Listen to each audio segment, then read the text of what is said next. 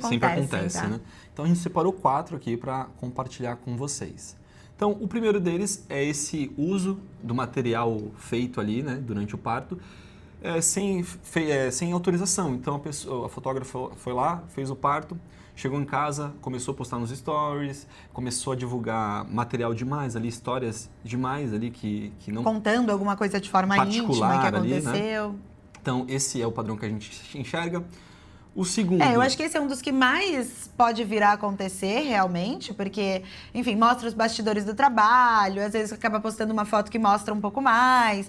Então, o que a gente quer dizer também do uso de material? Às vezes a gente vai falar de um parto normal, de um momento ali do expulsivo, uma cena muito explícita. Como que fica se a backup posta essa cena que é muito explícita e a minha cliente não queria? E minha cliente vê essa cena, né? Então, tem muitos pontos que às vezes a gente não pensa, né? Não imagina que pode acontecer. Então, por isso que a gente quis trazer esses padrões, já que acontecem, e também como que vocês vão poder se prevenir disso. Porque, realmente, acho que o uso de material sem autorização é o que mais acontece. O segundo também, né, é o vínculo comercial pós-atendimento. O que significa isso? A fotógrafa foi lá, fez o parto, começou a seguir a cliente ali nas redes sociais, começou a interagir com a equipe médica que estava naquele parto. Então, tudo isso vai causando ruído na comunicação. A cliente se pergunta, poxa, mas eu contratei a fotógrafa X e quem está trocando, quem está ali sendo mais solista, de repente, é a fotógrafa backup que foi no dia.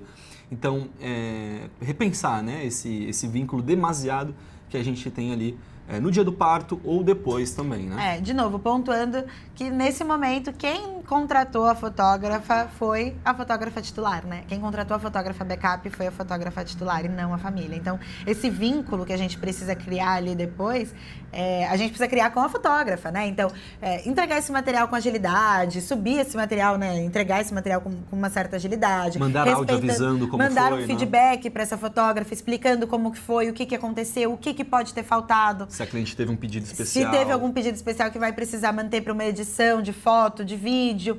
Então, esse vínculo é muito mais valioso, né? De vocês manterem, alimentarem, né, esse vínculo backup com a fotógrafa titular, do que, de fato, com a família, né? Eu falo que a gente, nesse momento, precisa prestar contas ali, entre aspas, né? Prestar esse feedback para a fotógrafa titular.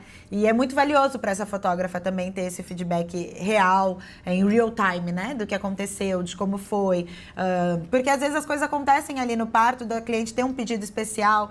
Então, passar esse feedback mesmo para a fotógrafa, tudo isso vai enriquecendo cada vez mais a reputação como freelancer e backup. E outro padrão também que a gente identifica é a exposição dos bastidores, né, daquela história, e mais grave do que isso, a exposição dos bastidores do cliente, né? Ela pontuou algumas coisas que podem acontecer, como bastidores ali, de repente, no expulsivo, de um parto que nasceu empelicado, que a gente, na emoção, quer mostrar que isso aconteceu. Mas, de repente, a cliente não queria que postasse nada do parto dela. De repente, dela, no contrato que ela fez com a titular, está dizendo que ela não aprova o uso de imagem, por exemplo. E olha o risco que você está correndo, né?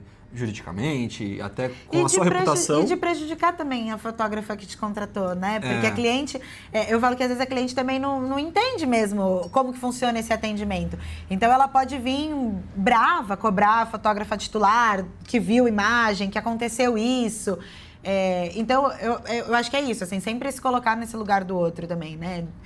De se comprometer menos para evitar algum ruído. E falando ainda em comprometimento, acho que quando se fala de conduta médica, não cabe a nós, fotógrafos, opinar, nem que seja comentar, né, isso.